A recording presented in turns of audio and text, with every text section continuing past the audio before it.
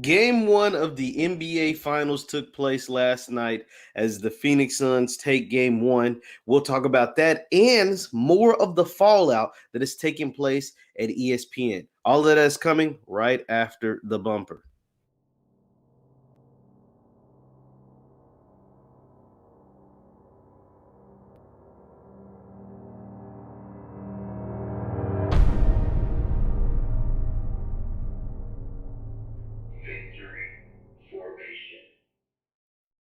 What's happening, everybody? Jeff Lighty Jr. here with the Black Boss Channel and Victory Formation. Be sure to hit the thumbs up button, like, share, subscribe, and the notification bell because we upload every single day. Now, first on hand, we have to talk about the NBA Finals. Before we get started, put your B1s in the chat and let me know where you are coming from.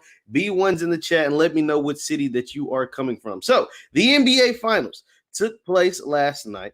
Game one, the Bucks versus the Phoenix Suns. And Phoenix did what a lot of people felt like they were supposed to do. They came away with a double-digit win, 118 to 105, and led by another outstanding, miraculous performance from CP3, the 36-year-old wonder superstar, is just having a historic playoff run, doing things at an age that you're not supposed to be doing things at a size that you're not supposed to be doing, dominating the NBA court at the highest level, something he has not gotten an opportunity to do in his 16-year career, and I love to see it. I love to see Chris Paul do Chris Paul things. He finished with 32 points last night, 9 assists, 4 rebounds, and just 16 points in the third quarter. He didn't even score. The thing is, he scored 32 points, and he didn't score 1 point in the first quarter. So he scored 32 points in 3 quarters, just simply dominant, simply just going out there and continuing his domination that he had, in the last series, especially game 6 in particularly, and then to come through and drop 32 after dropping 40 in the last game. Chris Paul is doing things he's not supposed to be doing. Like I said, he's undersized. He's 36 years old. He's never been in the finals. He's never been this far in his playoff career in 16 years, but he is a 10-time All-Star or 11-time All-Star. He is a 10-time All-NBA guy. He is a future first ballot Hall of Famer. He is a top 5 point guard of all time. Chris Paul, CP3, he's in there, and he's continuing to show and prove why he's one of the best to ever do it. Now, moving forward, the Bucks. Now, the Bucks lost game one, but this isn't an end-all, be-all for the Bucks. One, they're on the road, so technically you're supposed to lose game one on the road. 2, they saw a miraculous comeback from Giannis Antetokounmpo. He played 35 minutes. He scored 20 points. He grabbed 17 boards in a game that most people didn't think he was going to play. Now, think about that. To go out there and have a performance like Giannis had, it's crazy to see him go out there and score the points that he has. Shout out to Michael McCubbin. He says, Paul's had a tough career. Stern hurts his legacy. Yeah, hopefully he pulls it out. Yeah, so what McCubbins is talking about is David Stern obviously rejected that trade when Chris Paul was supposed to go to the Lakers. Remember, the NBA rejected a trade between the New Orleans Hornets at the time, they were the Hornets at the time. The New Orleans Hornets traded Chris Paul to the Lakers. The NBA owned the New Orleans Hornets at the time. Golly, I'm so confused. The NBA owned the New Orleans Hornets, and they rejected the trade for Chris Paul for Lamar Odom and Andrew Bynum, I think, to the Hornets. And yeah, so then they ended up allowing the trade to happen that sent Chris Paul to the Clippers, and that drastically altered his career. Because if that trade would have went through, I believe Chris Paul has a couple of championships on his hand by now. I definitely believe Chris Paul would not be ringless in year 16. Hey, but it is what it is. God chooses the journey for every individual. Every individual's path to greatness or path to a championship or path to success is different. And so Chris Paul took a little longer. His took a detour. And now he's on the right path. He's doing what he's supposed to be doing. No. So, back to the finals. The Bucks. The Bucks saw Giannis come back, and most people didn't think he was going to come back, at least for game one. At least me. If you saw the injury Giannis sustained in the Eastern Conference Finals, there's no way in the world you thought he would come back for game one. And not only come back, but to log 35 minutes and to be as effective as he was. 20 points, 17 rebounds. That's just a Giannis Antetokounmpo thing. 29 points for Chris Middleton. Drew Holiday. And see, that's the thing. This is the thing about the Bucks, and this is why I believe the Suns will win the series. Because you can't. Drew Holiday and Chris Middleton are not dependable players. Over on Phoenix, I know what I'm going to get out of Chris Paul. I know what I'm going to get out of Devin Booker. And hell, even now, I know what I'm going to get out of DeAndre Ayton. 22 points, 19 rebounds. He has been a 20 and 12 guy these entire playoffs. So I know what I'm going to get out of those three people. And when you add the fact that Cameron Payne can come in and hit shots, and Cam Johnson can hit shots, and sometimes even Jay Crowder can hit shots. I say sometimes because it's not always. Mikal Bridges can give you a quick 14 or whatever. That's why I feel like Phoenix is the better team. That's why I feel like Phoenix will win this series. The Bucks, on the other hand, have just as much firepower. When you add Giannis with Lopez, with Middleton, with Drew Holiday, the problem is Drew Holiday and Chris Middleton are so inconsistent. These guys are not every day, every game players. These guys will show up for you one day and then have a disappearing act the next. Drew Holiday was getting cooked by Chris Paul off the pick and roll. Drew Holiday then on the other end could only give you 10 points. I need more than 10 points in 40 minutes from Drew Holiday, especially when Chris Paul is cooking you for 32. Now, part of that wasn't always Drew Holiday's because it was a pick and roll. It was a lot on Brook Lopez as well. They were doing what they called a drop coverage. You can't play a drop coverage on Chris Paul and Devin Booker. Why? Because they are mid-range killers. I don't know why the Bucks didn't figure this out from their last series against the Hawks. When they played a drop coverage on Trae Young, he is a mid-range killer. He would kill them. They played drop, Trae Young get a bucket. The only problem was Trae Young got hurt. He messed up his ankle, and I think that changed the trajectory of that last series, or the Bucks might have been in some trouble.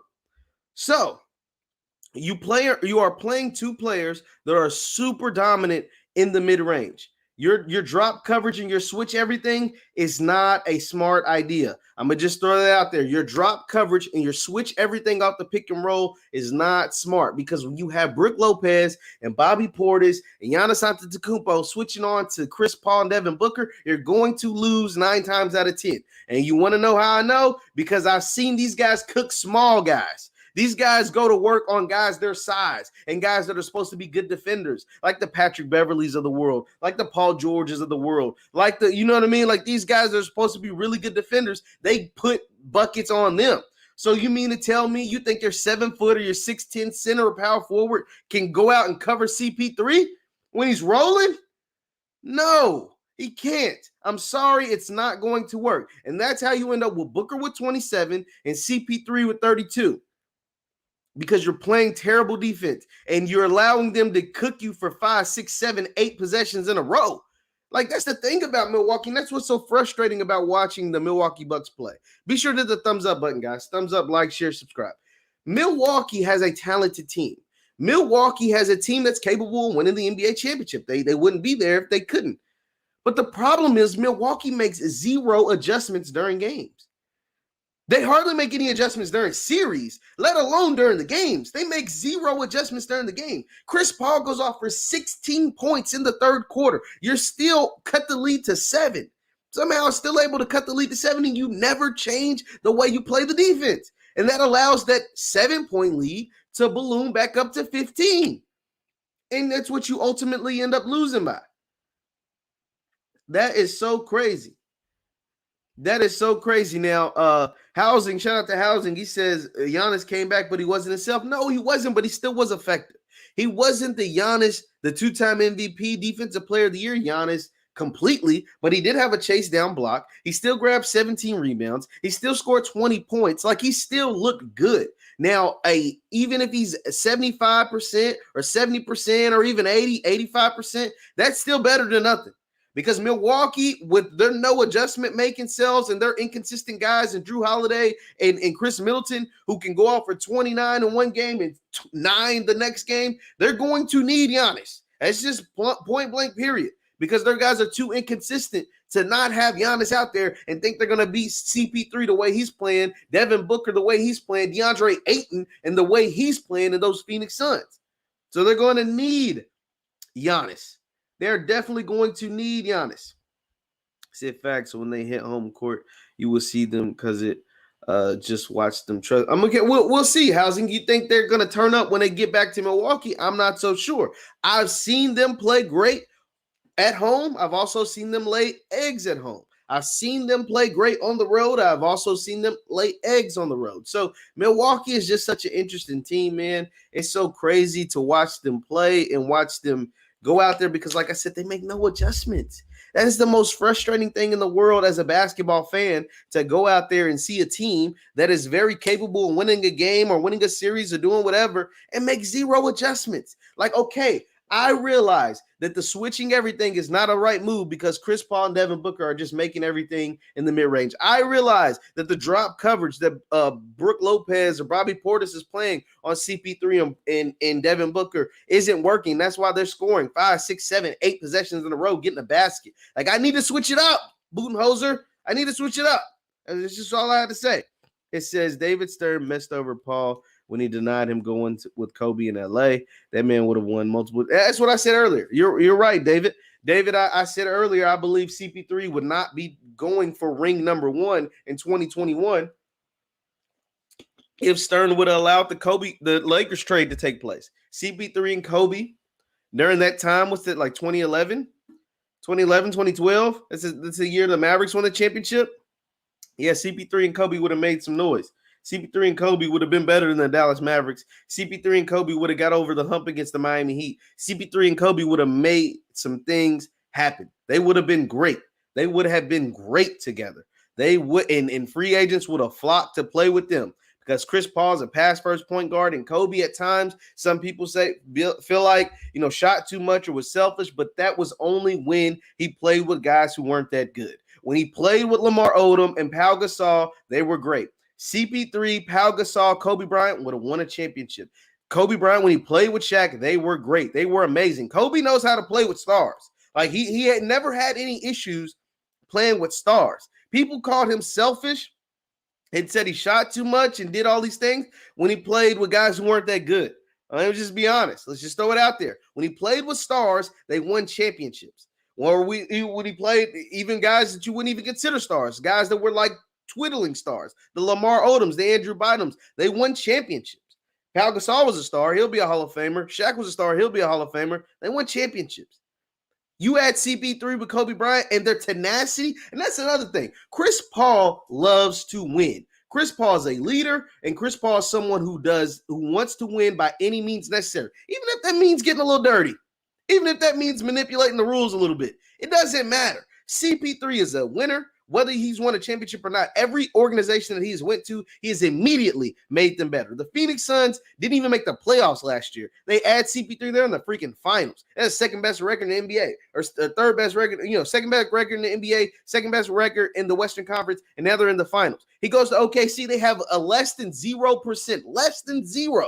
It's pretty hard to get less than zero by ESPN FBI to make the playoffs. Not only did they make the playoffs, they made it as a 5 seed. He goes to the Houston Rockets. They're one CP3 hamstring away from making the NBA Finals. Go up 3-2 over the Kevin Durant, Steph Curry Warriors. Yeah, that's what kind of player CP3 is. He's that good. He goes to the Clippers. The Clippers that never won anything in the history of their organization. They're now legit contenders every single year he was there. CP3 is that kind of player. He is that. He leads the freaking New Orleans Hornets to the Western Conference Finals or deep into the playoffs. Had like the number 1 or 2 record in the NBA, number 1 or 2 record in the Western Conference. That's what kind of player CP3 is. He's that great. So I'm not taking anything away from CP3. Chris Paul is that great at 6 foot as a pass first point guard. At 6 foot as a pass first point guard, he's able to do all of this. And if you would have combined him with Kobe and the way Kobe just did eat, breathe, sleep, winning and making things happen, shoot, the NBA would have been in some trouble. That's why David Stern didn't allow it to happen. The Bucks' basketball IQ is lacking, and is their biggest problem. Absolutely, their basketball IQ is horrible. It's horrible at times. Like, there'd be times where Giannis wants to shoot a bunch of threes. Brook Lopez forgets he's 7 foot, wants to shoot a bunch of threes instead of just putting their butts in the paint and making things happen that way. Shoot, nah, man, they need to make it happen. They need to make it happen and get their players to continue to continue to really dominate in the post. That's where they have the advantage on Phoenix. I will say DeAndre Ayton is eating their lunch, though. DeAndre Ayton has been eating the lunch of everybody in the playoffs, though. But especially this game one. 19 rebounds, 22 points, 19 rebounds. There's nobody's been able to hold DeAndre Ayton. These playoffs have been a coming out party for DeAndre Ayton, and I'm happy for him because he was the number 1 overall pick in the same draft that we saw Luka Doncic and Trae Young. He's the number 1 overall pick in the same draft as Luka Doncic and Trae Young. And he was the one that was kind of getting forgotten about. He was the one that was kind of being forgotten about because Devin Booker was the leader of the Suns, was the best player on the Suns, and then they acquired CP3. And then his points per game kind of went down during the regular season this year. But in these playoffs, he has shown improving. He is a player, and Phoenix is going to have some decisions on their hands. Because now I don't want to get ahead of ourselves because there's still a lot of NBA Finals left, but Chris Paul looks like he's going to decline this $40 million next season to try to re-up and get some more money, get another $100 million deal. DeAndre Ayton will be eligible for a contract extension this offseason, same as Luke and Trae Young, and he's been pretty dominant these playoffs, so he's gonna want some cheddar. They're gonna have some decisions to make, but hey, that's neither here nor there. That's time for those are good problems to have. Those are definitely good problems to have. So be sure to hit the thumbs up button, guys. Like, share, subscribe. So I also wanted to talk about the fallout that is taking place at ESPN. Now, for those of you who don't know, Rachel Nichols, last year in the bubble, audio was released from last year in the bubble when Rachel Nichols expressed her frustration with ESPN, the fact that Maria Taylor became the host of the pregame show ahead of the NBA playoffs and the NBA finals, while Rachel Nichols became the sideline reporter, what Doris Burke used to do. Rachel says that Maria Taylor was a diversity token, and Rachel's white privilege was showing really, really heavy during this audio. She was laughing. She was caught laughing at the Black Lives Matter and the Me Too movements. She was talking to a guy who was associated with LeBron James. I don't know his name, but LeBron James is a big player. So, he's someone who's associated, a business partner or something, to LeBron James. Rachel was caught laughing at the Me Too movement, caught laughing at the Black Lives Matter movement, said that Maria Taylor only got the job basically because she was a diversity hire and a diversity token. And then she went on ESPN Airwaves and gave the sorriest apology in the history of apologies, right? She apologized for about 5 seconds, right? She apologized for about 5 seconds, and then Kendrick Perkins and Richard Jefferson came in and saved the day. Oh, no, I've known Rachel my entire life, and I think Rachel was the most upstanding citizen in the history of the world. And, Rachel would never do anything. She's never done anything bad to me, and you guys should back off and leave her alone. And then Steven Jackson is going on his platform saying, well, I know Rachel is such a great person, and, that's ESPN fault. We should be mad at ESPN. We don't be mad at Rachel. We should be mad at ESPN. And I'm just looking at this like, bro, what? Like, first of all, the apology time the hell out, because I already talked about this once, but there's new layers to this, and then we'll get to. So, first of all, Rachel Nichols was wrong. All right, I don't care what Richard Jefferson, Kendrick Perkins, Steven Jackson, Matt Barnes, all these guys who have worked with Rachel Nichols, I'm sure she is a wonderful person, like when you meet her. But her white privilege was showing. To say the fact that Maria Taylor only got the job for a diversity hire because she was a diversity token, because obviously the NBA bubble and all that stuff was taking place in July of last year, which we were coming off the heels of the George Floyd protests that were taking place all across the country, all around the world, right? That is insensitive and that is disrespectful to Maria Taylor. Let's call it what it is. It is disrespectful to Maria Taylor and undermines her craft, her work, the fact that you're going to call her a diversity token. You're going to call Maria Taylor a diversity token. And that's to not say it wasn't true. That's to not say it wasn't true at all. But the fact that you should have expressed you vented by using Maria's name and having her name in your mouth, you undermined her work. Who's to say Maria Taylor, who actually played basketball, who is actually really good at her job doing both college football and NBA, She's really good. Now, whether she was a diversity token or not, that might have a layer of truth, but to undermine Maria's work is wrong on your part. It's wrong on your part, especially when some folks feel like you got your job because your mother-in-law is Diane Sawyer, a top dog in ABC. Jalen Rose's daughter pointed that out. Shout out to Jalen Rose's daughter because she actually pointed that out. Rachel Nichols' mother-in-law is Diane Sawyer, who is one of the top dog at ABC. Who is ABC under Disney? Same people that's over ESPN. So that's ugly. Rachel, that it looks real fishy. It looks real fishy. And then it gets better. So Kendrick Perkins, I think he was either on Clubhouse or Twitter Spaces. I think he was on Twitter Spaces. So it was like the Twitter version of Clubhouse. He was on there, and people and some black folks confronted, sound like a young black lady, confronted him like, yo, G, like, what was that thing about you and RJ coming and try to be Captain Save-A-Ho and save the day for Rachel Nichols during her apology to Maria Taylor? Like, what was up with that? And Kendrick Perkins basically said, I did it because I didn't want to lose my job. He said the only person worth losing my job over is Taylor Perkins or Mrs. Perkins, which is his wife. He said, Rachel ain't worth losing my job. So if they tell me to go out there and I want to keep my job at ESPN and they tell me to go out there and speak for Rachel or speak on behalf of Rachel, that's what I'm going to do. Now I'm summoning. He only used so many words, but he did use, I didn't want to lose my job. And the only person I'm worth losing my job for is my wife. He used that multiple times. Go look up the conversation, Kendrick Perkins on Rachel Nichols and the apology. That's why he said he went out there, him and RJ, because basically they were forced to. That's what it sounded like to me. It sounded like they were forced to go out there and be beside Rachel and take up for her while she gave this apology. Now, this story gets even deeper. There's more layers to peel back because, as we know, ESPN has made a number of cuts of very talented people over the years, right? And there's so many former ESPN employees that like were high-profile ESPN employees like Jamil Hill and Dan Le Batard and Chris Broussard and Rob Parker and Skip Bayless and Colin Cowherd, and the list goes on and on. So anyway, a group of them, Amin Elsan, Jamil Hill, and Dan Le Batard did a podcast yesterday, or radio show, about their time at ESPN and some of the things that take place at the company. Now, between these three former ESPN employees, they probably have like 30 years of experience with the network. I think Dan Le Batard and Jamil definitely were both there over a decade.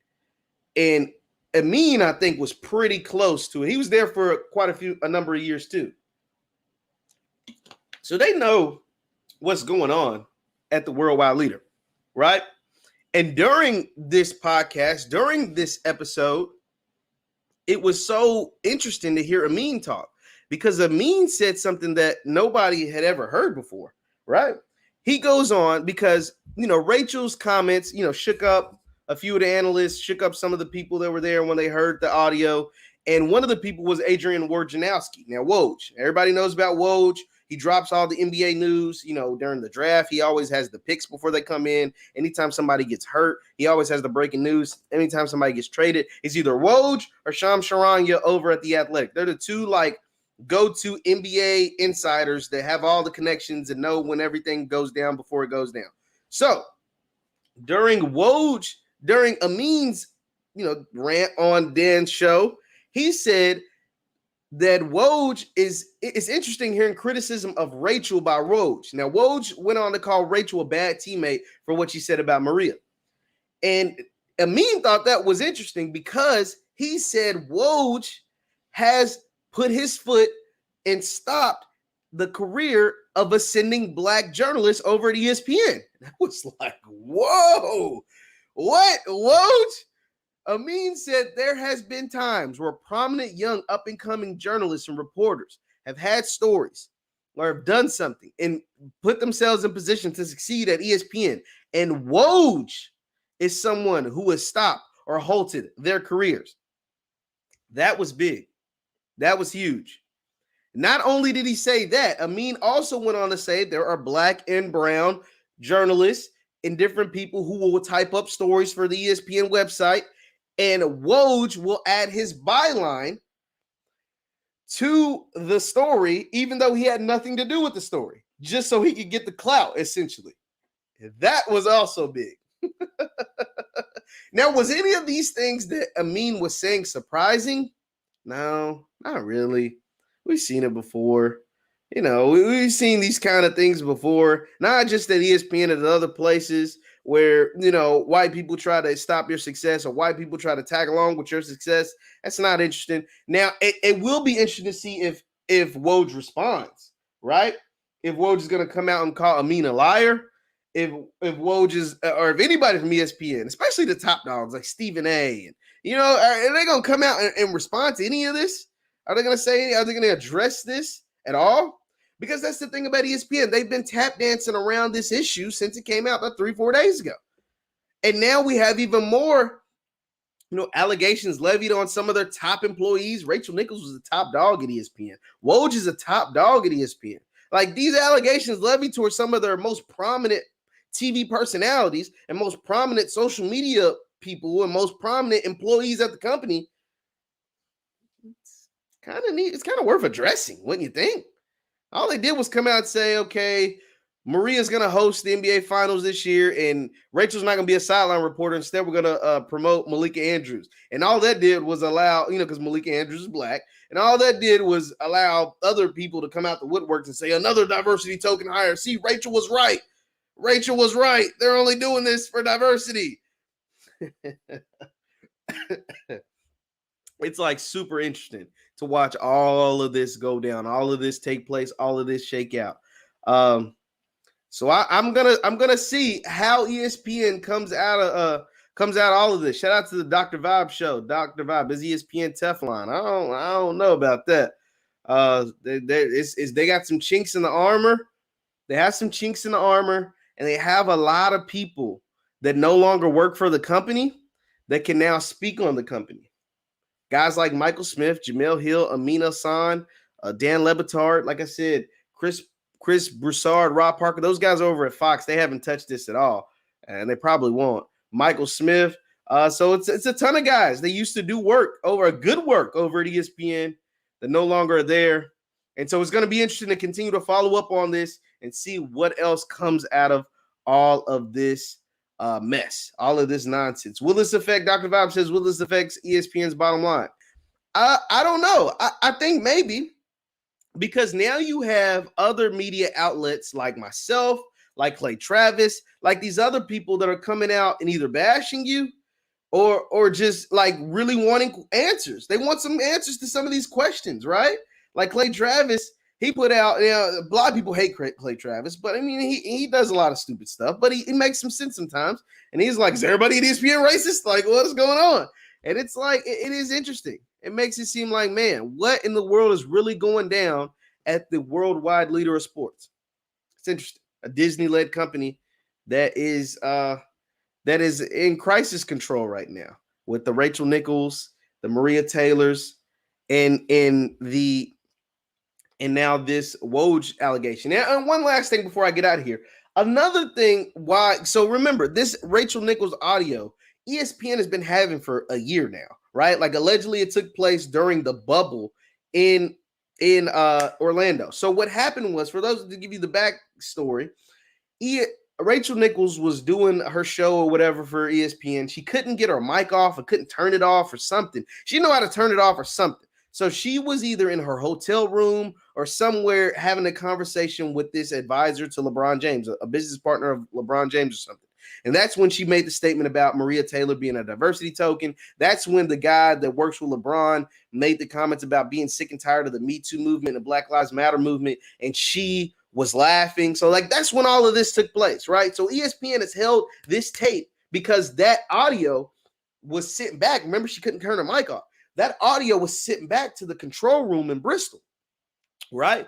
The control room in Bristol. And the ESPN HR, the guys didn't do anything about it. So there was a black camera woman allegedly that recorded the sound of this audio of Rachel talking about Maria Taylor and presented it to Maria Taylor and others that work for ESPN. And you know what I'm saying? And so now it is being thought that Maria Taylor, whose contract ends after these finals, Remember, Maria Taylor, her contract at ESPN ends after the finals. It is an alleged thought, allegedly, and we don't know, that Maria Taylor leaked this audio to the public, to us, because ESPN's had this for a year. So it's alleged that Maria Taylor actually leaked the audio to the public, to us, so that she could have a leg up in negotiations. So she could get a bigger bag in her next contract with ESPN.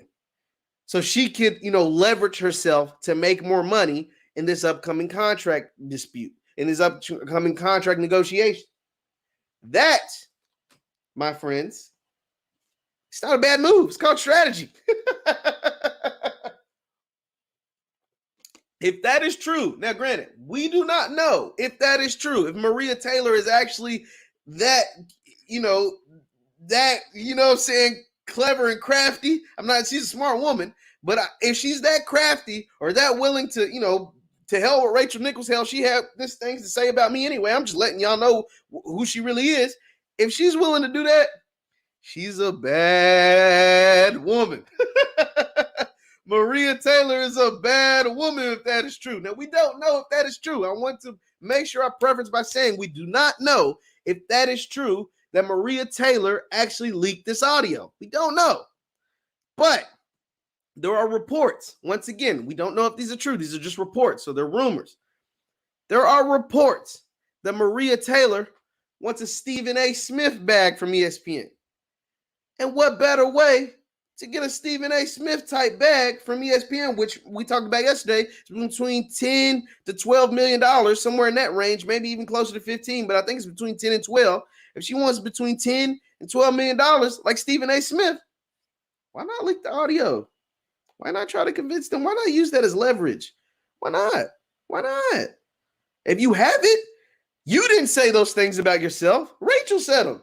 That's for ESPN to deal with Rachel. They want Rachel to come back and blame Rachel for having to give me the big bag. I ain't mad at her. I ain't mad at her at all. I am not mad at her at all. Get your bag, sis. Get your bag. So we'll see. We'll see what happens when Maria Taylor's contract. We'll know because they are public figures. Their contract numbers are made public. We'll know what kind of bag Maria Taylor gets once this contract is up. Thank you guys for tuning in. Once again, I'm Jeff Lights Jr. at the Black Boss channel at Victory Formation.